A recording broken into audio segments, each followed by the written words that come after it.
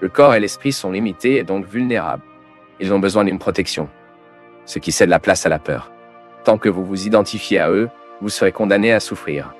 Comprenez votre indépendance et soyez heureux. Je vous le dis, c'est le secret du bonheur. Croire que vous dépendez des choses et des gens pour être heureux si cela est dû à l'ignorance de votre vraie nature. Savoir que vous n'avez besoin de rien pour être heureux, sauf la connaissance de soi et la sagesse. Sans connaissance de soi, tout est un problème. Recherchez ce que vous êtes. Sans cela, vous serez consommé par les désirs et les peurs, les répétant sans signification dans une souffrance sans fin. Tant que vous vous considérez comme une personne, un corps et un esprit séparés du courant de la vie, ayant votre propre volonté, en poursuivant vos propres objectifs, vous ne vivrez qu'à la surface. Et quoi que vous fassiez, ce sera temporaire et de peu de valeur, une simple paille pour nourrir les flammes de la vanité. De par sa nature même, le monde est douloureux et de transition. Voyez-le tel qu'il est, et s'attarder sur tout désir et toute peur. Vous ne pouvez être heureux que dans ce monde que lorsque vous en êtes libre. Lorsque le monde ne l'emprisonne pas, il deviendra une maison de joie et de beauté. C'est la connaissance de soi suprême. La plupart des gens ne savent pas qu'il peut y avoir une fin de douleur. Mais dès qu'ils entendent la bonne nouvelle, aller au-delà de tous les conflits et efforts est la tâche la plus urgente qui puisse exister. Vous savez que vous pouvez vous libérer et maintenant cela dépend de vous. Ce que vous êtes, je ne peux que vous dire ce que vous n'êtes pas. Vous n'êtes pas dans le monde, vous n'êtes même pas dans le monde. Le monde ne l'est pas, vous seul êtes. Vous créez le monde dans votre imagination comme un rêve. Arrêtez de chercher le bonheur et la réalité dans un rêve et vous vous réveillerez. Le monde n'existe que comme un rêve dans la conscience. Tout ce qui a une forme n'est que des limitations constituées de conscience. En soi, il n'y a rien d'existence. Chaque limitation est imaginaire, illusion, maya. Seul le unlimited est réel. Seule la subjectivité absolue excessive est réelle. Appelez-le moi ou Atman. Les images apparaissent et disparaissent dans le miroir de votre esprit. Le miroir reste. Apprenez à distinguer la propriété dans ce qui change. Le changement est muable. Jusqu'à ce que vous compreniez que toutes les différences ne sont apparentes et que l'unité est un fait. Vous pouvez appeler cette identité de base de Dieu ou de Brahman. Les mots n'ont pas d'importance. C'est juste la prise de conscience que tout est un. Le monde semble si extrêmement réel parce que vous pensez à lui tout le temps. Arrêtez de penser à lui et il se dissoudra en une brume subtile. Lorsque l'esprit est silencieux, nous pouvons nous voir comme des observateurs purs. Nous nous éloignons de l'expérience et de l'expérimentateur et nous séparons. Dans l'état de la conscience pure, qui est entre et au-delà des deux, vous n'avez pas besoin de connaître tous les pourquoi et les comment. Les questions ne se terminent jamais. Abandonnez tous les désirs. Gardez votre esprit silence. Et vous découvrirez quand l'esprit est tenu à l'écart de vos inquiétudes, il devient silencieux. Si vous ne dérangez pas ce silence et restez dedans, vous vous rendrez compte qu'il est imprégné de lumière et d'amour que vous n'avez jamais connu. Et pourtant, vous vous reconnaissez immédiatement comme votre propre nature. Une fois que vous avez vécu cette expérience, vous ne serez plus jamais la même. L'esprit rebelle peut briser sa paix et détruire sa vision, mais est destiné à retourner au silence. Tant que l'effort est maintenu, jusqu'au jour, tous les appels sont brisés, les illusions et les attachements se terminent. Et la vie devient extrêmement concentrée dans le présent. Toute réflexion que vous avez réalisée ou atteindra cet état est faux. Ce qui se passe dans la conscience est purement imaginaire. Une hallucination. Par conséquent, gardez à l'esprit la connaissance que c'est dans la conscience que tout se passe. Avec cette connaissance, soyez silencieux. Ne poursuivez pas d'autres pensées qui surviennent dans la conscience. Ce qui est nécessaire, c'est comprendre avec une conviction absolue que tout est temporaire et ne reflète pas votre véritable état. Vous devez vous percevoir comme un Shangan, derrière et au-delà de ce qui change. Le témoin silencieux de tout ce qui se passe. Un esprit calme est tout ce dont vous avez besoin. Tout le reste se produira normalement une fois que votre esprit se réchauffera. La fenêtre est l'absence du mur, et elle donne de l'air et de la lumière car elle est vide. Soyez vide de tout contenu mental, toute l'imagination et l'effort. Et cette même absence d'obstacle permettra à la réalité de vous verser en vous. Approfondir et élargir votre conscience de soi, et toutes les bénédictions couleront. Vous n'avez rien à chercher. Tout vous arrivera plus naturellement et sans effort. Lorsque l'esprit est silencieux, il reflète la réalité. Lorsqu'il est complètement immobile, il se dissout et il ne reste que la réalité. Cette réalité écrasante rend le monde de rêve hors de propos et hors de propos. Cette réalité est si concrète, donc vraiment beaucoup plus tangible que l'esprit et la matière qui, par rapport à lui, même un diamant est doux comme du beurre. Voyez ce que vous pouviez voir aussi, ici et maintenant. Mais en raison du mauvais objectif de votre attention, vous ne faites pas attention à l'aide. Votre esprit est tout avec des choses, des gens et des idées, jamais avec ton être. Mettez votre être au point. Prenez conscience de votre propre existence. Le soleil, quand il se pose, rend le monde actif. De même, l'autoconscience produit des changements dans l'esprit. À la lumière d'une conscience calme et stable, les énergies internes se réveillent et font des miracles sans aucun effort de leur part.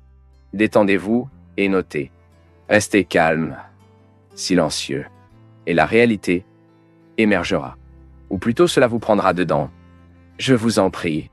Ils ne trouveront rien de nouveau ici. Le travail que nous faisons est intemporel. C'était il y a 10 000 ans et ce sera les mêmes 10 000 ans à l'avance. Et les siècles passent, mais le problème humain ne change pas. Le problème de la souffrance est la fin de la souffrance.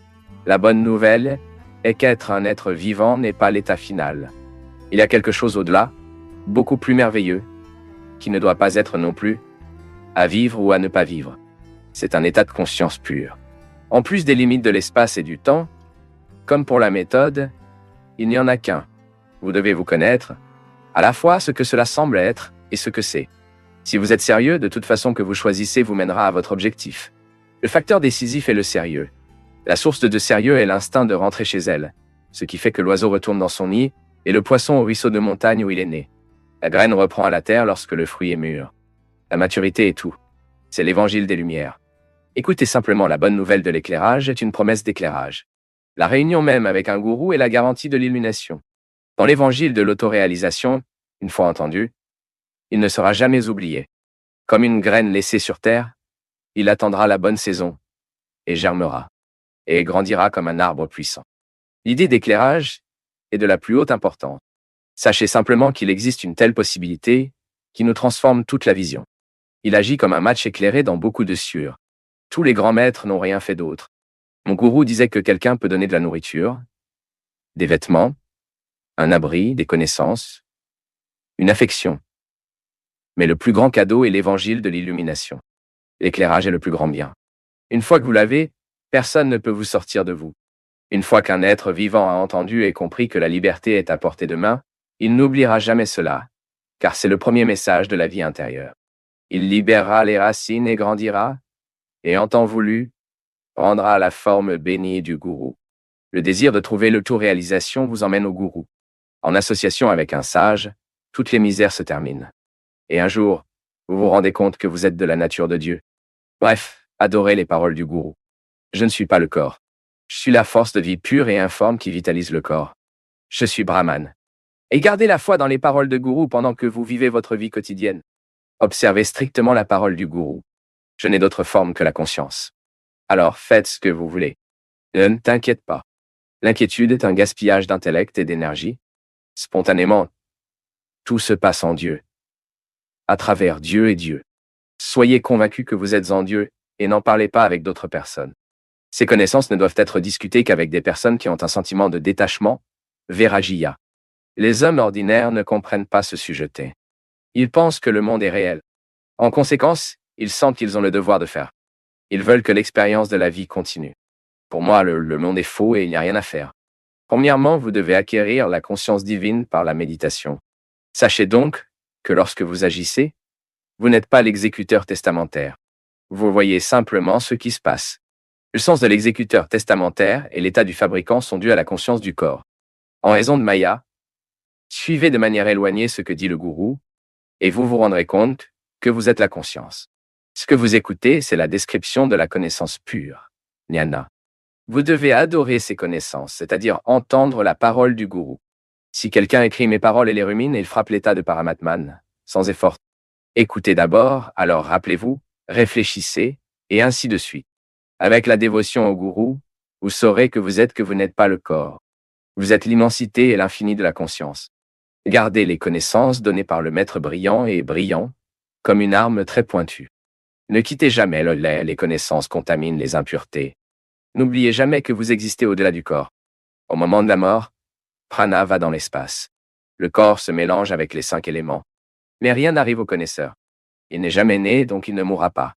Personne ne peut entendre cela et l'aimer à moins que ce ne soit digne. Le reste disparaît.